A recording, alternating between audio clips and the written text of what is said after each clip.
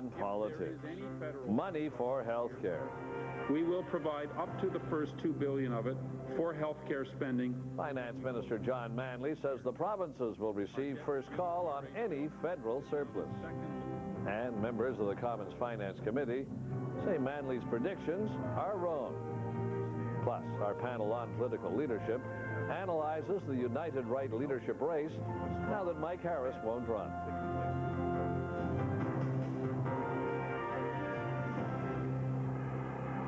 Hello, everybody. I'm Don Newman. Welcome to the broadcast. On a day when Finance Minister John Manley delivers an update on the country's finances in what many expect will be his last major statement on the economy. Today, Manley was the voice of caution when he appeared before the House of Commons Finance Committee. He outlined the country's economic performance since last February's budget and set the stage for next year's budget, a budget that may well be delivered by a new minister chosen by Paul Martin once he becomes Prime Minister. Manley told the committee that so far this year, revenues are not as high as expected, but spending is up because of a variety of unexpected crises like SARS and mad cow disease. That means Ottawa has reduced its projected surplus, although there should be enough to transfer $2 billion to the provinces for health care. Well, Finance Minister John Manley will be here a bit later. We begin with 4 MPs who sit on the Finance Committee. Liberal Chair Sue Barnes, Monty Solberg, the finance critic from the Canadian Alliance, Scott Bryson, the critic from the Progressive Conservative Party, and Judy Washer-Lisa-Lease, the critic from the New Democratic Party. Nice to have you all here. Monty Solberg, let me start with you. You didn't seem to believe the numbers when we were watching the committee this morning. Well, typically the finance minister is way out on the numbers. Last spring it was 133% out. The time before, almost 500% out. And we think that he's hiding the size of the surplus so they can go on a big spending spree at the end of the year here right before an election. Even though you know all the things he listed as bringing down the surplus all happened. Yeah, well, where in other years we haven't had that kind of list of things we could go by. Well, that's true. There have been some of those things, but the expectation, I think, was from people who take into account even the fact that he'll probably spend a little bit more at the end of the year, was that the surplus could be as high as $8 to $10 billion. So he's got tons of room for things like a little bit of money towards SARS and BSE. Tons of room, Sue Barnes? And if there's the room, we're going to spend $2 billion over to the provinces to assist in the health care, because we know that that's the priority, the #1 priority of Canadians. And all of the things that have happened this year, we have troops in Afghanistan, we've had all the crises that were not normal happenings, and I think that Canadians expect us to be there to help and assist them when they're in times of needs. And what do you think of the numbers, Scott Bryson? Do you think that the finance minister is as far off as Monty Solberg says? And if that's the case, then the provinces shouldn't have to worry about getting their $2 billion for health care. Firstly, you can't blame the $2 billion going to provinces for health care as the reason why this government has forgone its decision, its policy commitment to the contingency reserve. The fact is that the government is going to be spending $2 billion less per year over the next 5 years on equalization transfers based on their own estimates, and that's a $10 billion windfall. So the real reason for the government dipping into the contingency reserve this year is because of rampant pre-election spending. It has nothing to do with the health care transfer. So you think that, so I understand this, you think that we could have the $2 billion for health care and the contingency reserve? You think that it's somehow... Well, the reason why there's not, there's been money spent, and it's not simply because of the disasters that the money's been spent. This government has been ramping up spending over the last several years and plans to do even more of it leading up to the election. There is a windfall to the government from the fact that, based on their own projections, there will be a $2 billion gained per year over the next 5 years in terms of transfers to the provinces through equalization, and that's based on their own projections. All right, Judy Washer-Lisa-Lease, you seem to believe that there should be more spending, and I guess, what, fewer tax cuts to fuel that, or do you just think there's more money there as well? Well, first of all, I think there is more flexibility than John Manley will let on. I think I would agree for once with the Alliance when I say this government has a pattern of lowballing the surplus, which then creates this ability, I say, not to spend lavishly, but to pay down the debt. And I think John Manley, like Paul Martin, has this fetish about the appropriate debt to GDP ratio, which is now, as far as I'm concerned, perfectly okay. And we don't need any more excuses to avoid dealing with the need to invest in programs that have been hit hard over the years. I'm not suggesting going on a spending spree. I'm talking about balance between prudence and investing in our future. And I don't think this government gets it, and that's what we're trying to get them to wake up and see. But it is about balance, and I think we know that when you've paid down your debt to GDP to what it is today at 44.2%, that does free up money on that otherwise was spent on interest, and then there are monies to fund new programs. And during this last decade, we've put in the child tax benefit and increased it, and that's helped it with families with children, which was also a newest social program. You're killing a program to save it, which they've tried with daycare, they've tried with child care, and what's left in terms of our future, if we undercut everything that creates for healthy lives, we can have a decent future. But it's also not of any benefit to the country to have Canada in a surplus position and growing surpluses and have the provinces in deficit positions.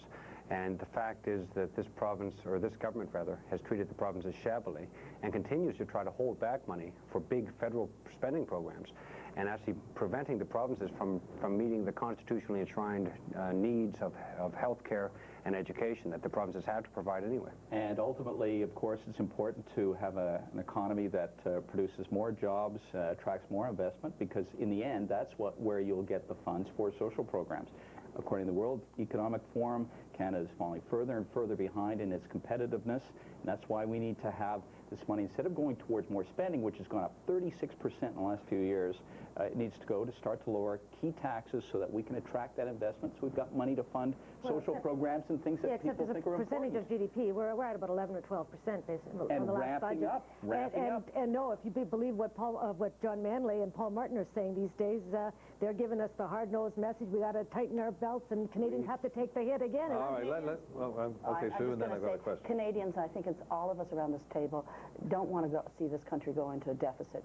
And being conservative in your projections, and let's face it, those projections are done by outside people. They're not done by the internal government mechanism. There is a mechanism there that's served this country well. And, you know, it's what the spending projections are also other transfer policies, and Scott's alluded to it with, you know, changing in census data on numbers. We heard that those things answered this morning. All right, let me move along. Does anybody believe that the provinces will not get the extra $2 billion? Everybody believes that. They will get it. And well, I tend to agree with you. So but the understanding, as I heard the finance minister, was this is a one-off time, and made that very clear.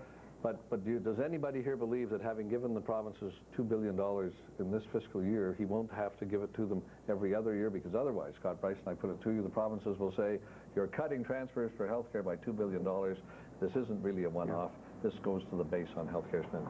Well, I think that you will see demands from the provinces for replenishing of the money that the federal government gutted from health care since 1995. So yes, I do think you'll see the federal government under immense political pressure from Canadians to replenish some of that which it took from the provinces in the first place. And keep in mind, Don, again, that this federal government over the next 10 years is going to be spending less, or rather $10 billion less than it had previously budgeted on equalization transfers to the provinces. Well, we don't know that yet because there's a new formula. Based on the projections that his own economists use today. The provinces, when they negotiate that new formula, will also have that in mind.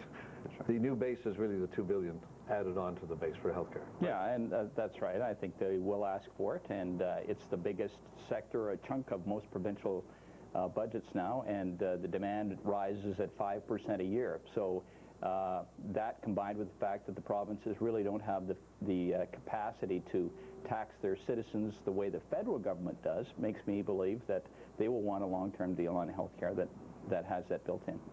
New base for health care spending includes the $2 billion? First of all, I think this money is there, and they should just be forthcoming and say to the province, you've got it. I think they're just waiting for Paul Martin to announce it again as some new initiative and take all the credit. I mean, let's get down to reality. The Prime Minister promised it. We know there's a fiscal dividend, so let's put it towards health care. I think if this government had only listened to Roy Romano and recognized the need to get back to a 25% share That'd be more than $2 billion. Health care. Yeah. Let's not get carried away. No, but the $2 billion is obviously needed to get to some sort of stable funding, so we don't have this bickering back and forth continually. All right, I want to go to the chairman on this. Okay. Do you agree that the $2 billion, once it's been paid once, is going to be paid That wasn't stated this morning. That's not what was said. But No, the that was political not reality, stated. you're all politicians, and you know the political reality is that once you've paid it, it's very hard to take back. Yeah. But then that really changes the whole budget mechanism, doesn't it? Because Yes. you've got the $3 billion contingency. This was you're now said to going be a have one-off. $5 billion. It was said to be a one-off, but I've never known a program to be paid out like that once, particularly on something like health care, I think in the where the spirit- costs keep going up. On this, what was stated this morning, as I understood it, is because of the cooperation that is trying to be fostered between the federal government and the provinces and territories surrounding the health accord, was that this, as long as we were not in deficit, the $2 billion was going to be advanced. This was going to come out of what would have been part of that original $3 billion that was set aside as contingency. 1.2, I believe, has already been spent on things like Afghanistan and some other spending priorities that have happened because of those unusual circumstances we talked to before.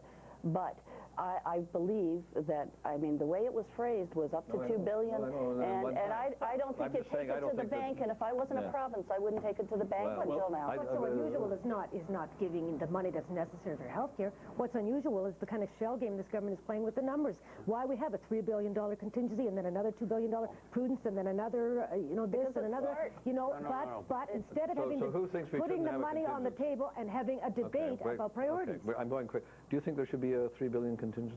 Well, of course there should be contingency. Absolutely. There needs to be some prudence in there, and we believe that that's a good way to ensure debt gets paid down. Yeah, I would support a contingency, but further to that, I think we have to move. I think we have to move beyond a contingency to have a firmer commitment to debt reduction every year as a line item on the budget that, come heck or high water, they're going to make it happen. I don't think Judy will be voting for that. No, I mean, I think you actually, you don't automatically have this money so you can put it against the debt. You put it on the table, and Canadians have the debate, politicians have the debate, and we set priorities. What are the needs of the land at the moment? Perhaps it is finally putting it into children and education and health care and daycare and the environment. Maybe that's the priority. One more question and children by paying down the debt. Well, but you're not going to have a future. You must believe, if there's more money than the minister says, that the economy is going to perform better than the forecast he made today.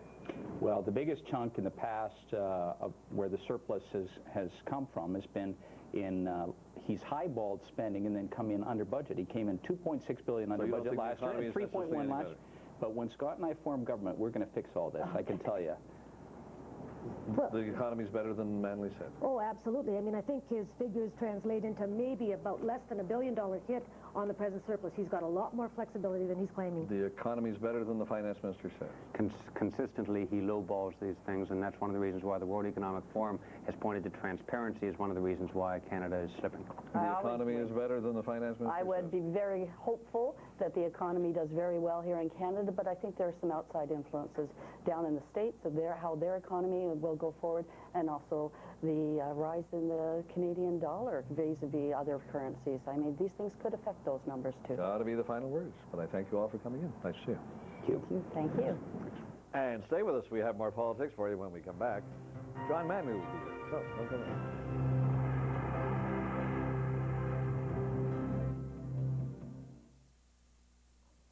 Closed captioning brought to you by Fidelity Investments. Get the strength of Fidelity working for you. In my dream, I'm in a museum. Executivus obsoletus. Executivus obsoletus. He's extinct. I'm extinct. His inability to adapt to the rapidly changing business climate proved his downfall. What does it mean? You need to adapt fast or perish. Perish? Or be acquired. I'd rather perish. Let's go see the woolly mammoth.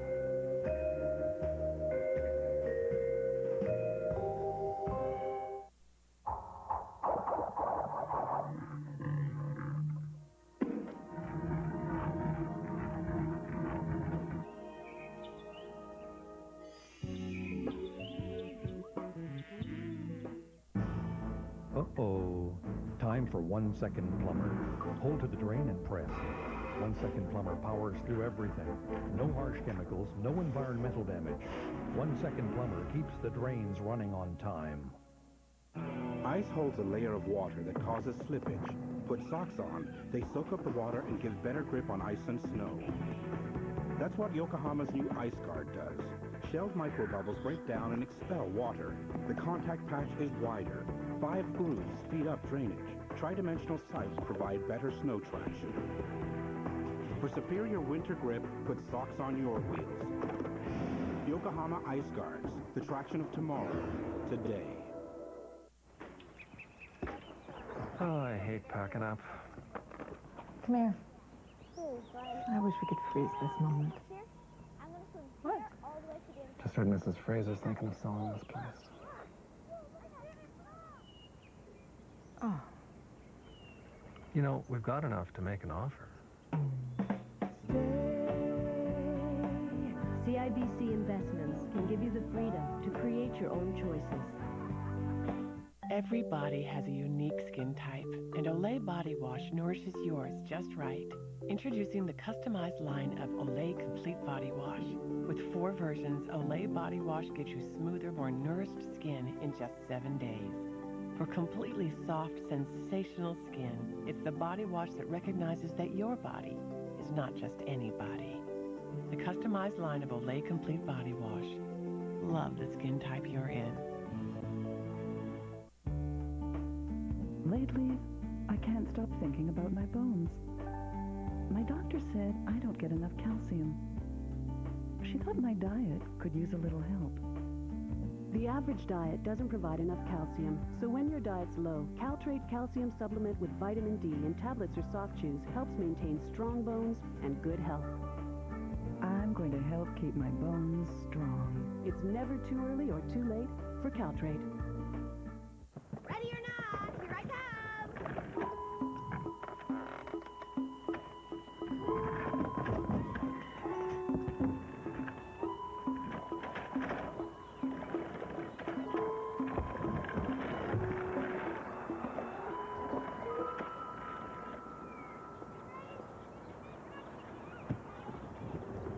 The new hide-and-go seat, available only in the new Freestar from Ford. The Eureka Whirlwind Lightspeed with the new electrostatically charged spin duster. It grabs dirt, dust, and allergens from just about anywhere. Then spins itself clean. Eureka! I thought dating again would be tough. He's cute. Is he younger than me? Just for Men Hair Color, the Rejuvenator. Gets rid of gray hair in 5 easy minutes for a younger, natural look. Would you like to come in? Just for men. What if it had DVD navigation and laser-guided cruise control? What if it had a rear-view monitor to see what lies behind? And one of the most advanced all-wheel drive systems in the world to propel you ahead? What if has become what is? The FX from Infiniti.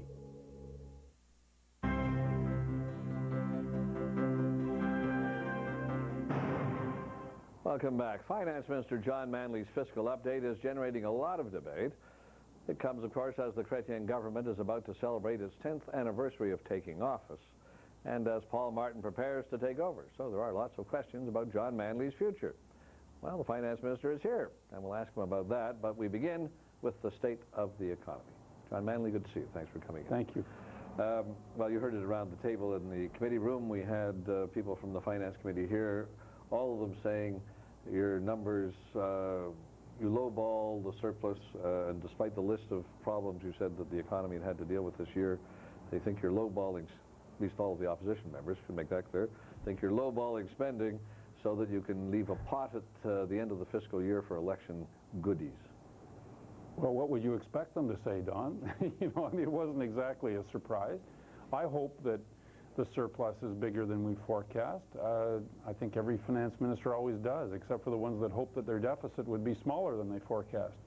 So we try to use cautious assumptions. I don't deny that. In fact, I take credit for that, and we'll see. But we are talking about, you know, trying to foresee the future, and lots of things can happen. Well, you seem fairly confident, though, that you're going to have a surplus of $2.3 billion, $2 billion of which you will then pass on to the provinces, even though it doesn't meet Ottawa's definition of the health care agreement. But is there any doubt in your mind that those provinces won't get the $2 billion? Well, only in the sense that we're only at the beginning of November. There's 5 months left in the fiscal year. When I met with the economists here in Ottawa 2 weeks ago, we went through their forecasts, and our forecasts aren't generated by the Department of Finance, they're generated outside. They were concerned about whether there were any adequate models for a Canadian dollar appreciating by 20% in a period of 8 months. They tell me that last time that happened, it was over 4 years. And that gives them, and therefore gives me, some concern that perhaps it's tough for us to really measure in advance the impact that might have. So is that the greatest variable now? Where the dollar goes and how quickly it gets there, just in terms of getting to the end of the fiscal year next March? Well, that's the biggest known variable. We know about that one. I mean, that's right. We didn't know about SARS. We didn't know about mad cow. We didn't know about, a list of things when we started this year, and it's been a year of pest and pestilence. So, let's see what happens. But I'm reasonably optimistic that with the resilience the economy has shown, the job creation has continued, although at a much slower rate than last year. The U.S. economy seems to be on a real burst of strength. That will help us. So hopefully we'll be able to come in better than forecast. The $2 billion is described in your statement as a one-off, that you're going to have it and you're going to pay it this year. But I was trying this on the committee members, and I try it on you too. The political reality is that once you give the provinces an extra $2 billion for health care, they will regard that as the base. And you're going to have to come up with this every year, or they're going to say you're cutting money for health care, and you're going to have to now find either bigger surpluses to keep your contingency at $3 billion, or you're going to have to reduce the contingency to make sure you can continue paying the $2 billion on health care. Yeah, I think that in this new era of better federal-provincial relations, I'm sure they wouldn't want to do that. After all, you want to bet on that? Well, maybe a small bet. Where this came out of the health accord, which included also a $2.5 billion advance that we paid before the end of the last fiscal year, and the understanding was that there would be, on top of the whole thing was about $35 billion over 5 years. We would add an additional $2 billion, 1 year only, this year, provided in January of 2004. The Minister of Finance said, it looks like we're going to have the ability to pay that without touching our contingency reserve of $3 billion. Well, I know right now we're not going to be able to do that. You can see, I mean, it would take an incredible turnaround for us to be able to say 2 months from now that we're going to have a $5 billion surplus. I don't think so. And so... But you're going to pay it anyway. As long as you have $2 billion. As long as we don't go into deficit, and I think so that... if you have $2 billion, you're going to pay it. So I guess really that just goes to my point, though. Once the money is on the table for health care, it's very hard to take it off, even if the circumstances aren't as propitious as when it was originally promised. And now that the money's going out this year, the provinces will regard that as the part of the base, and they'll want it every year. But I think it is part of the overall package that was agreed to by First Ministers last February. All aspects of that will be honored. This was a contingent promise to begin with. We've really made the contingency less onerous and more likely, therefore, to be fulfilled by offering this. But it's part of that whole $35 billion package. When you look at the growth numbers, growth projections for the next 3 to 5 years, where does this take you in terms of the equalization negotiations? Because the provinces want more money, they want a wider number of, well, they want all the provinces in the formula, including Alberta. That would be a lot more federal money. Are you going to have more money for equalization? I think that equalization will cost us some more money by the time we resolve some of the issues that we're working on with the provinces. I told them when I met with them a couple of weeks ago that the 10-province standard was not on for us. It was too expensive. It would increase the cost by about $3 billion a year, and that's just not something that we can afford. And of course, depending whether you're receiving equalization or not all the provinces support having increased federal-provincial fiscal arrangements focused strictly on equalization. Well, I think, though, they made a deal amongst themselves, and they to get Alberta on side, and they wanted some kind of they wanted per capita funding for everything, which, of course, would get them more money as their population grows. Well, they basically, no, they didn't get all the provinces on side on that. What Alberta would like to do is to forget about the tax points that were transferred to the provinces in 1977. Again, if they want to forget about them and return them to the federal government, we just give everyone cash. Well, that could be worked out, but I don't think that forgetting them is on the table either. All right, where do we go from here? Because in less than 2 weeks, Mr. Martin will take over, and sometime in the next 3 months, he'll take over as Prime Minister. Takes over as Party Leader in less than 2 weeks. He is going to have a new cabinet. So you were quoted as saying back in August, well, the budget is between a finance minister and a prime minister, and I don't know where that leaves me. So are you sort of now... I still don't. So are you back there in the finance department now you've done the update with your feet on the desk, reading a book? How do you continue with this process of budget preparation? I mean, the finance committee is off going around the country again this week when you don't know what you'll be doing next. Well, first of all, I think that's a key element. The consultation that the Finance Committee conducts is important, and the results of that will be certainly fed into the budget process. We were, last year, I guess it would have been about second week of January that we began to take the spreadsheet of all of the things that were on the table to consider and begin to make discrete decisions one by one, meetings with ministers to hear their pitch. So I think that clearly the department will be ready, and I suspect that... there could be a lot of other ministers, though, all over the place. So you may not know that by the second week in January. That may, well, we may or we may not.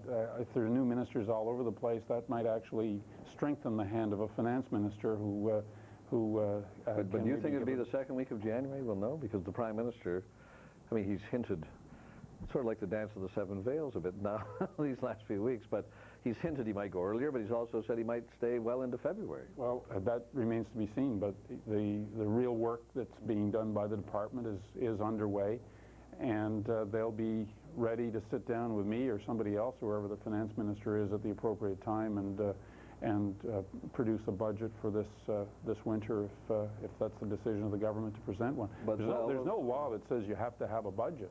I mean, the budget last year... No, but you have to have the estimates, and it's usually good to have a budget before you have the estimates. But the estimates can be based both on the budget of last year together with today's economic statement. There's no requirement that a new budget be presented. We had 2-year numbers in last year's budget, and so I'm not making a case for it, but there's no law that says by February 28th you've got to show up in the House with a budget. And so the later the transition, the later the budget. Well, the later the transition, the less time there may be between the transition and the budget. So it could be delayed into the next fiscal year if that were... Well, if that's the way the transition works. The way to say is a decision will need to be made on whether last year's budget will simply carry on into the current year. It does set the broad framework. Obviously, one of the reasons for the update today is to itemize for Canadians a number of decisions that have been taken since the February budget. We had $1.2 billion in new spending initiatives that we had announced since the budget. They're all now listed in a tabular form. Those kinds of decisions can carry on. The advantage of a budget is it gives the government the chance really to start with a clean slate on the revenue and expenditure expectations going forward. Would you like to stay as finance minister?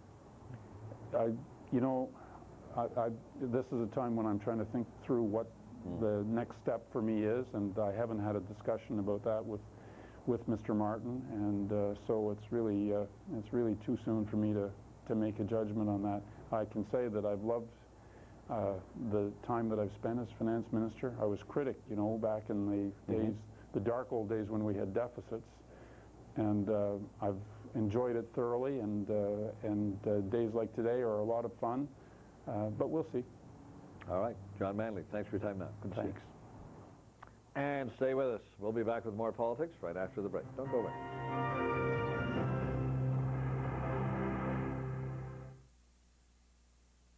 Here, get all your Christmas music on one definitive collection.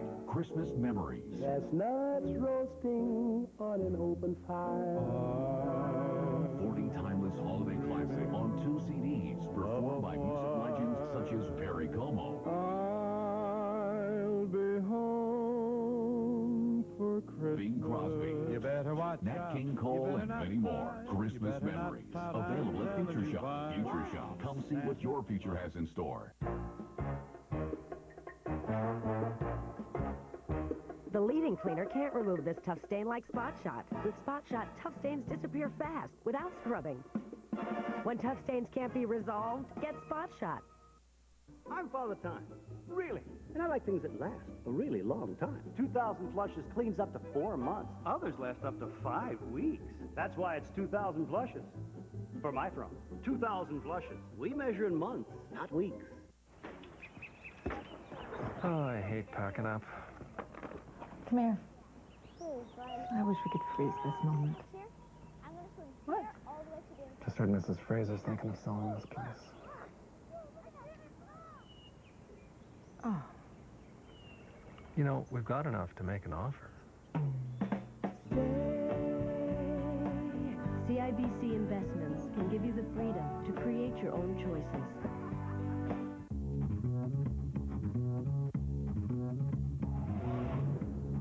With its dynamic styling, race-bred engines, and best-in-class cabin space, the only thing the 2004 Nissan Altima has in common with other sedans on the road is the road. Now get the Altima 2.5S Extra, loaded with $1,000 worth of no-charge options. 11 November is Remembrance Day. But how do you remember something you haven't experienced? Hundreds of thousands of Canadians sacrificed their hopes, their dreams, their youth, and their lives in 2 world wars in Korea. Surely the least we can do is honor them, and not just with an annual moment of silence, but with knowledge. Knowledge of how much was given, how much was lost, to protect everything that we take for granted today.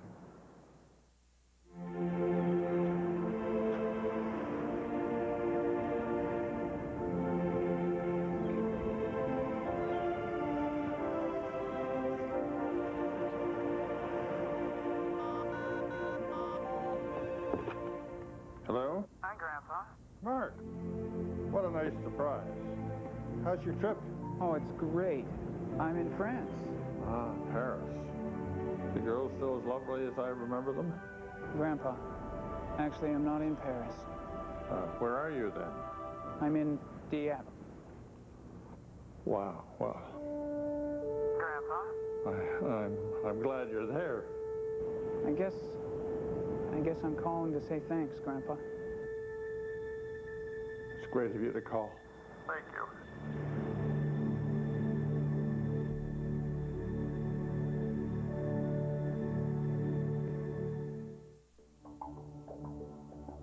Just because a toothbrush is electric doesn't mean it works like a Sonicare.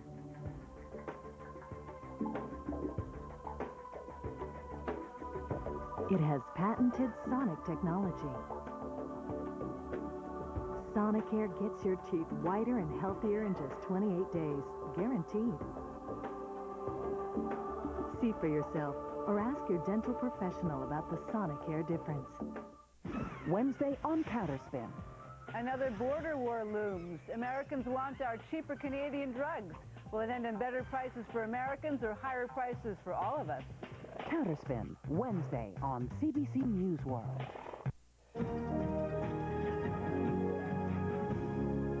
Hello, I'm Fred Langen with the business update. The Canadian dollar took a big tumble today. The reason? The U.S. dollar up because of the strong American economy. The political and economic crisis continues in Russia. Today, the CEO of the oil giant Yukos, Mikhail Khodorkovsky, resigned from the oil giant, issuing a statement from his jail cell. Russia's richest man was arrested last week, charged with tax evasion and fraud. He conceded today his situation was forcing him to step aside. Khodorkovsky's arrest initially prompted a market sell-off in Russia. Some say he was unfairly targeted because of his growing financial and political might. In the U.S., the chief executive of Putnam Mutual Funds resigned as part of an investigation into mutual fund practices. Stock markets were stronger in Canada and the U.S. Tech and real estate stocks pushed the TSX up almost 1%, and there's the dollar closing about 75 cents U.S. That's Business News. I'm Fred Lincoln.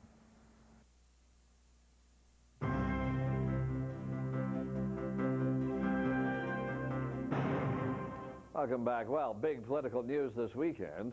Former Ontario Premier Mike Harris announced that he will not, N-O-T, not be a contender for the leadership of the new Conservative Party. Well, we're going to take a look at his decision and its impact with our panel on party leadership.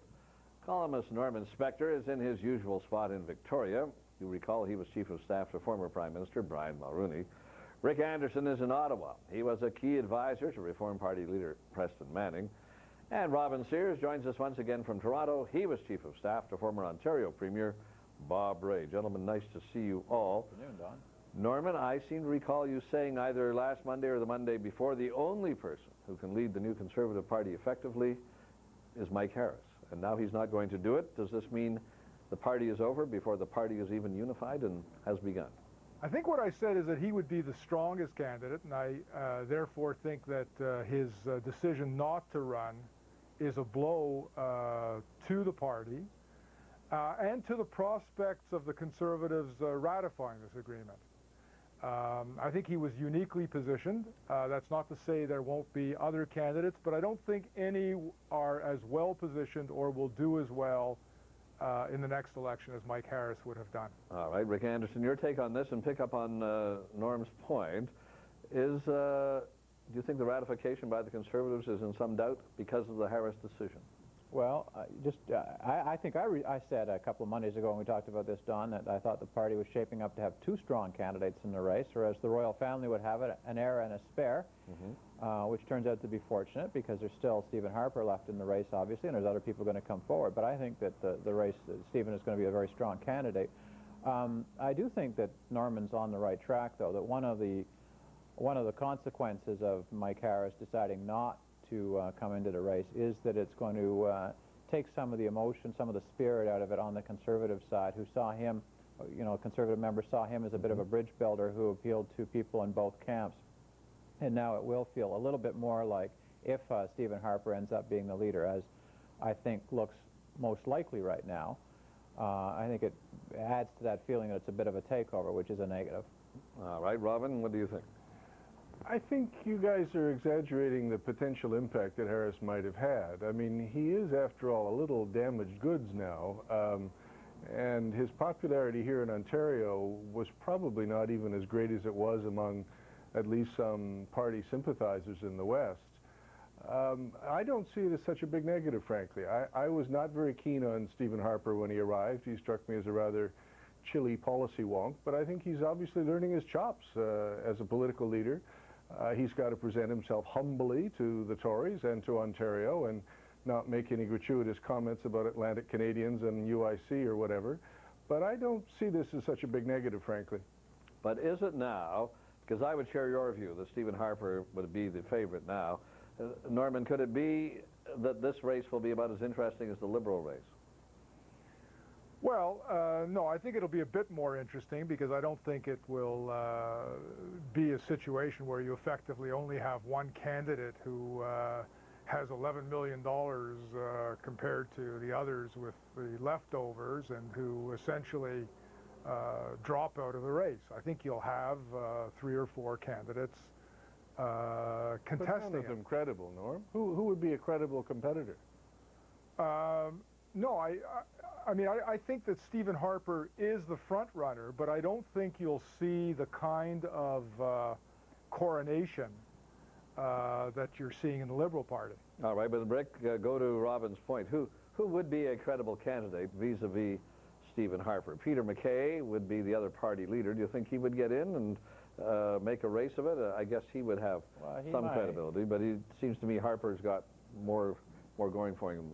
Than McCain. I sort of chuckled a bit there. Norman tailed off a bit when he was pressed to ask who the other credible candidates would be, and I think that's the problem, if you will, or the good news if you're Stephen Harper. I mean, I think it is actually shaping up to be a bit of a coronation. That's not a fait accompli at this point in time. I mean, Premier Lord might yet come into the race. Premier Klein, I'm sure, will get another look over, and will be asked that question again. When he was asked, you recall, 2 or 3 weeks ago, he deflected it by saying, I'm not the person, Mike Harris is the person, and I'm going to support Mike Harris. Well, now Mike's not running, so is Ralph Klein going to run? You know, Scott Bryson will probably run again. Jim Prentice may run again. Peter MacKay may run. There will be other candidates, I expect, but I think it's going to be hard for any of them to dislodge Stephen Harper. Okay, Robin, but the interesting candidate would be Scott Bryson, because he does have a different position on some things, different agenda, although he's certainly fiscally conservative. Jim Prentice, it seems to me, why would you go for a person not elected who ran for the Tory leadership from Calgary when you have the leader of the opposition in the next riding who has been elected from Calgary? So I'm not sure where he goes on this. I think you're absolutely right, Don. I mean, I think all one can say is there'll be a contest that will have Stephen Harper and A.N. Sacrificial Lamb bracket Tory. And that person, whoever he or she is, even if there are more than one of them, will play the role that Sheila Copps played to Paul Martin, just to sort of keep the thing alive in sham terms. But I think it really comes down to whether Stephen Harper is able to go into rural Nova Scotia and small-town Ontario and speak to hardcore Tory activists in a way that makes them feel included. That's really what's going to make the difference here. Whether Scott Bryson runs or not, I don't think is going to have a big impact on the outcome, frankly. I think that's exactly the right point. When I heard that Mike wasn't going to run, my first reaction was, well, this is going to increase the chances of there being a bitter partisan divide come out of this leadership race. You know, that the Conservatives will find a candidate and it'll be run on party lines, which would be very unhealthy. But my second thought, and the thought I'm holding today, is that there's actually an opportunity now for people to coalesce around Stephen and for him to do exactly the kind of thing that Robin was just talking about, to encourage them, to make it possible and easy for people to coalesce around him. And we could actually end up with a more unifying scenario on our hands. I don't know. It's very early yet. Okay, Rick, any chance Preston Manning, with Harris not running, might take a look at it? Well, my answer on that hasn't changed. He's still my first choice. I think he'd make a tremendous leader and prime minister, but I dare not ask him for fear that Sandra will come after me. You know, Don, this thing is all about atmospherics. When you're dealing with family politics, it has a lot to do with personal relationships. And I was sitting a few hours ago with 2 or 3 Alliance guys, 2 or 3 Tories, and a couple of other outliers like me. And whereas 3 weeks ago you could cut the tension with a knife between the folks on the right, they were all being overly careful to be polite in public to each other. And I thought, this is very interesting and very positive, because it means that they understand this is a lot about theater and good behavior in a family context. Stockwell Day, his name's been mentioned, Norm. What do you think of that? Give me a break. Well, I think it'd be very, very hard for him to come back. You know, he has had some of a bit of a rehabilitation. It'd be very hard to come back. I'm still not persuaded that somebody from the outside won't enter. You know, this is a tremendous prize, being leader of the opposition, being leader of this party. Well, give us a name, Norm. Yeah. Well, who would that be?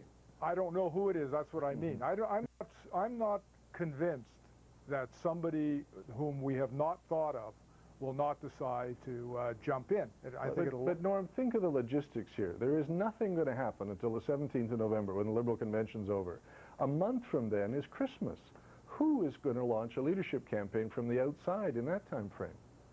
Well, I mean, that's what miracles are all about. Well, how about Belinda Stronach? Let me put her name out there. I mean, she seemed to be able to work the miracle of getting them together. So, Rick, do you think there's any possibility of that, or do you think there's anybody from the outside?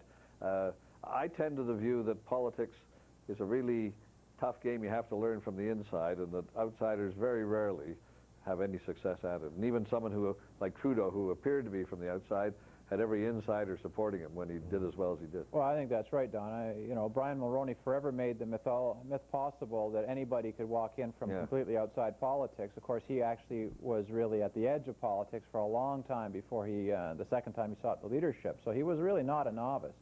But he's made it possible for lots of people to imagine that anybody can come in. I don't think that's a good thing. I don't think it's a healthy thing.